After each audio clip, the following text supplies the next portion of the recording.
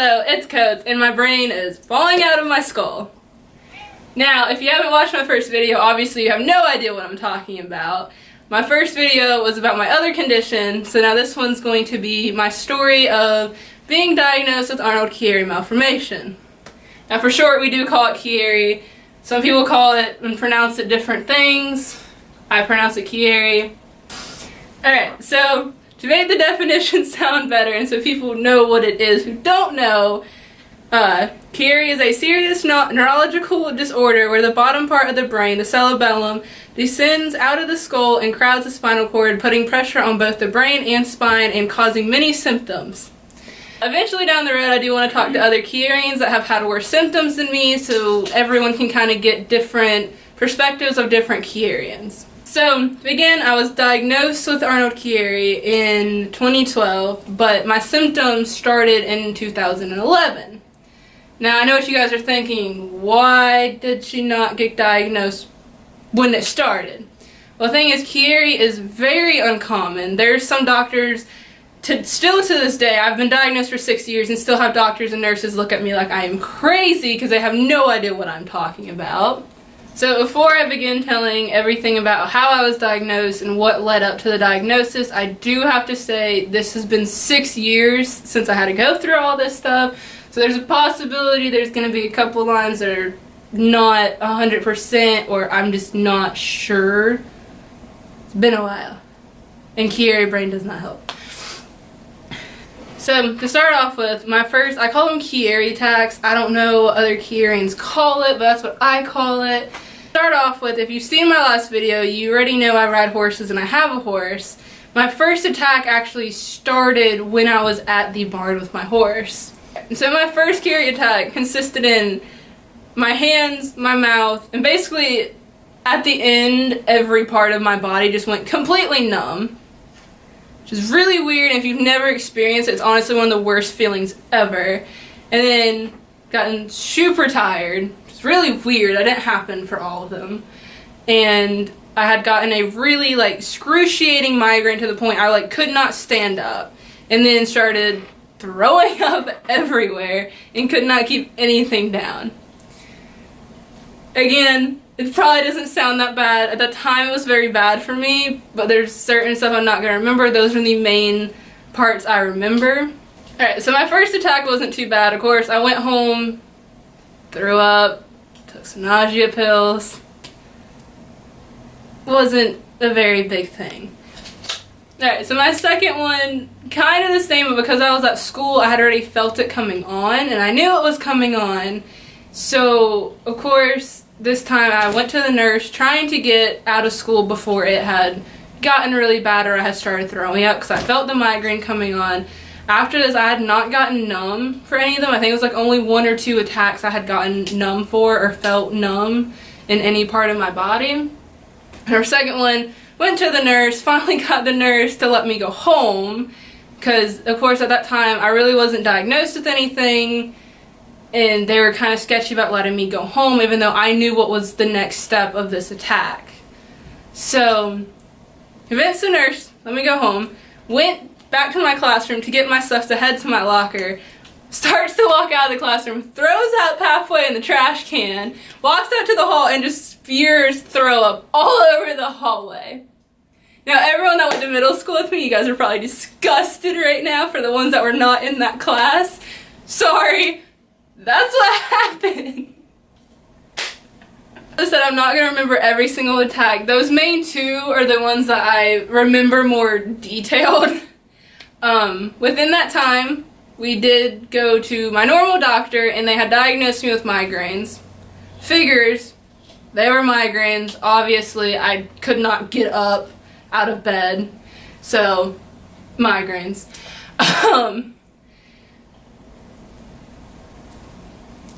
Where was I going next with that? Okay. So, a year later after all this has happened, because of course doctors are blaming it on stress, blaming it on hormones, everything else.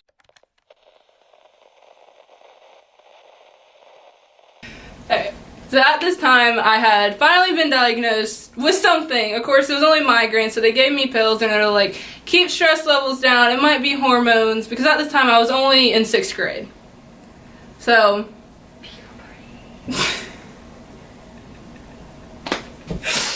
so then finally a year later, after the migraines had progressed, the medicine was not helping. I was getting constant migraines, felt horrible.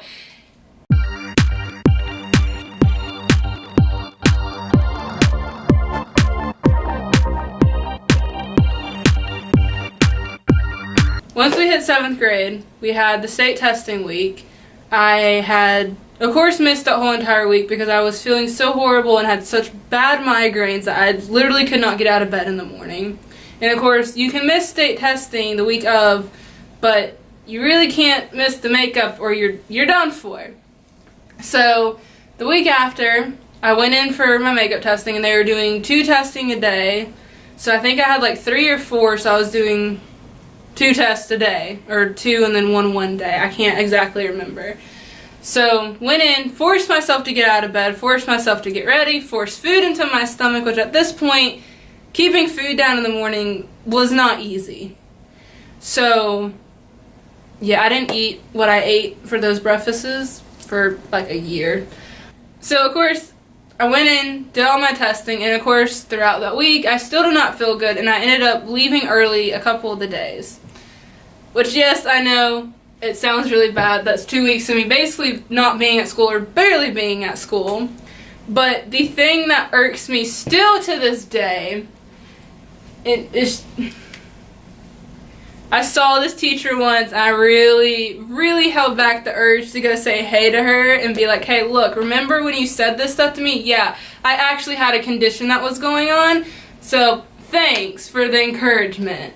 But basically, how the school worked is that when we were at Related Arts, all of our stuff stayed in our homeroom class, which was also the class we went to after we got back from Related Arts. So I went back to my homeroom class to get all my stuff to leave to go home because, again, I didn't feel good. I was having a migraine and I knew what was coming next. So, of course, I went in there, got the stuff, and basically this teacher thought, for some reason in her mind, decided to tell me that it was me making this all up and that I just wanted to get out of school and that nothing was going on. That was just, you know, in my head. Which, I mean, the brain is located in the head, so I guess it was kind of in my head, per se. But, you know. But the one thing I do want to mention is that Chiari is an invisible illness, so obviously you're not going to tell if something is going on with me. My close friends can tell when I'm starting to get a migraine or start to know when I'm not feeling the best, but sometimes even the closest friends don't realize it because they're either used to it by now or they just don't know what I do or like how I start to act when something starts to come on. So I will give her that little benefit of the doubt, but the fact that she said that to me was still very agitating, and the fact that the 2 other teachers of mine that I had talked to right after hers, that I literally was bawling my eyes out because I was so confused on what was going on. Everything was being blamed for the reason of why I was having bad migraines because we strictly didn't know what was going on. So, yeah.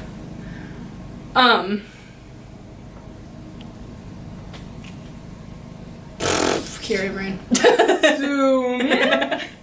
Of course, after that, flash forward a couple months later, I finally get into a neurologist because we were having issues getting into a neurologist because apparently my mom had told me that they had scheduled to get me into a neurologist a lot sooner than a year, but because it wasn't deemed very emergency-like, that they didn't push me up on the waiting list.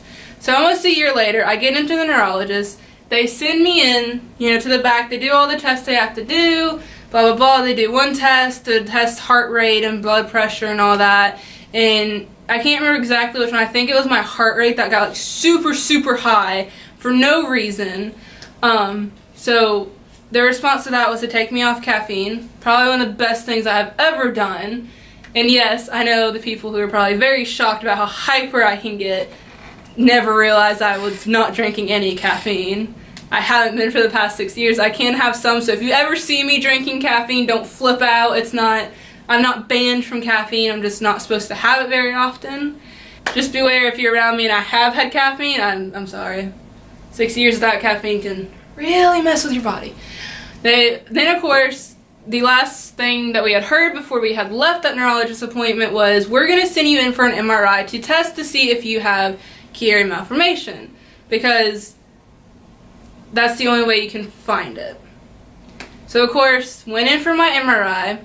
Was kind of nervous, mainly because I've never been in one before. I had a CAT scan done for when I had first started the migraines, but MRIs are the only ones that can pick up Chiari. So, which I think now there is something said that a CT can. I'm not 100% sure, but at the time of my diagnosis, and a lot of people I know that have been diagnosed, it's only MRI based that has found their Chiari. So I was a little nervous going in, and of course, if you've seen my first video, you know how I am about needles. Had to get a needle put in me. Took a nap. Mom freaked out because my legs were twitching, so she was worried my whole body was moving because I knocked out that hard, because MRIs are a very good nap time for some people. Of course, for some reason, my results got misplaced or lost, so it took a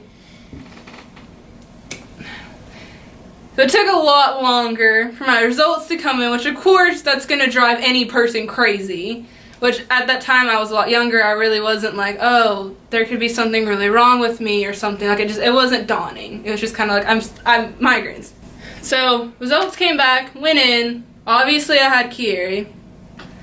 They sent me in to be tested for MS, which if you don't know, that meant they were putting a needle into my back, into my spinal cord to get spinal fluid. Ow. Still hurts to this day. So a message from my Chiarians, you can either comment down below, find me on my personals and message me, but are they still testing for MS a lot if you're diagnosed with Chiari? And also, one thing that confused me about that was, once I was diagnosed with epilepsy, I realized that a lot of the symptoms I was having that were considered and deemed Chiari based and that were deemed on my migraines were symptoms that happen after you have a seizure. So something that's like kind of been bugging me, but I'm also like, I understand maybe why it just kind of just went over, was that why did they also not test me for epilepsy at that time? Especially because epilepsy is one that is tied in with Chiari, so I'm very weirded out by that, and also kind of curious to how other neurologists are. Do they test you for like some of the main conditions that are also tagged in with Chiari, or is it just kind of depending on state or something? So let me know if you're Chiarian down below, or if you know someone and you know that whole process. But with that, that's kind of basically my story. So also follow me on my Chiari page I do on Instagram, and my personals.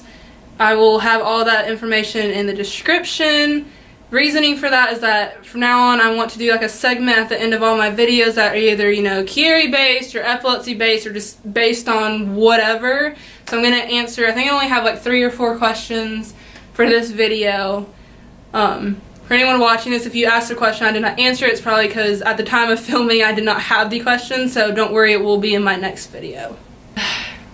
Okay, to start off, I'm not going to say anyone's username just to keep them private and everything. The first question is, do I work or am I unemployed because of Chiari? They had asked this because they can't work. Technically, I never have really tried to get a job for the simple fact of I was worried about the fact that I have good days and bad days and cannot tell when my good days and bad days are going to be, and I was worried that it just wasn't going to end well and I wasn't going to be able to do it, and a lot of my chronic pain would come through, and that it was just going to be very hard for me to do certain jobs. But actually at the moment I am considered unemployed. I'm a full-time online student. I am online due to the fact of the Chiari and the epilepsy. So if you watched my last video, the epilepsy started towards the end of my senior year, and I just didn't want to be out of state and not close to family, so if anything was to happen. And also, I actually do graphic design and photography, so I do kind of do some stuff here and there, which is nice because I kind of can pick and choose when I'm doing it and all of that. The second question is, do I constantly drop things? Because the person had sent this in said that they drop things when they're in pain. Not that I notice, to be honest with you. I really don't think I drop a lot of stuff. My main problem with Kiri now, that has like increasingly got worse, is my balance. I can be walking a straight line and slam into a wall, and most of the time it's just kind of like slams into the wall. Good, just Kiri, and I just kind of, you know, I keep walking. But that's really the only problem. I don't realize if I have anything dropping wise. I've heard of other people that do. The third question is, what meds have I been put on that has helped? Now, this is a little bit more of a complicated question, mainly for the fact that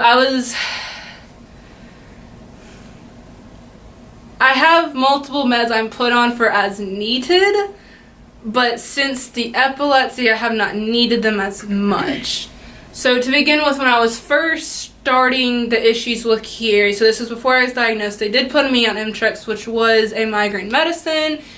I think I only lasted like barely a year on it because it just wasn't strong enough. I had gone up in doses. It wasn't cutting it. It wasn't helping.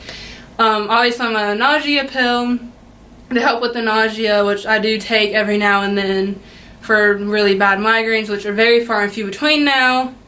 They put me on a pain medicine to help with my shoulder pain. Of course, it really didn't help. I am on a different type of, it's basically a big fat Aleve that is prescription, because Aleve barely helps. Like, it has to be very, very low pain for it to actually work. Advil makes me sick because of how much I had taken it when I was first diagnosed. Not when I was first diagnosed, but before then, when I was first diagnosed. And the last pill, which was actually not an as needed, it was an everyday pill that honestly we don't really know why they put me on it. It doesn't make sense because of what it's really for. And that pill was to be for my daily headaches that I was having and for the shoulder pain that I was having that was really bad. Eventually, when I had been taken off of it, that was 12,000 milligrams running through my body a day, doing literally nothing. I feel better now being off of it than I did before. So really, I'm not on any medicine for my Kiri anymore. The only medicine I'm on now is for my seizures. Obviously, they did eventually change the headache pill, which now we have found out that's really not considered a headache pill. It's just another painkiller pill. So I get questioned about that a lot. We have actually kept that other migraine pill mainly for the fact of when my prescription Big Fat Aleve, as we call it, isn't gonna cut it, I will go to that one for headaches, because there's times that like all of a sudden it's just like bam, I have a horrible headache and I already know that pill is not going to cut it, so I will go to the migraine medicine, as it is called, from my old neurologist. But with that being the end of the questions, I hope you enjoyed this video. Like and subscribe if you want to see more of this type of stuff. Thanks for watching. So I have which you don't like needles, but you got a tattoo. Tattoos are different from You don't like needles, but you got a tattoo. It is different. You don't like needles. Tattoo do not go as deep as a freaking needle. Yeah, I have a Kiri tattoo, by the way.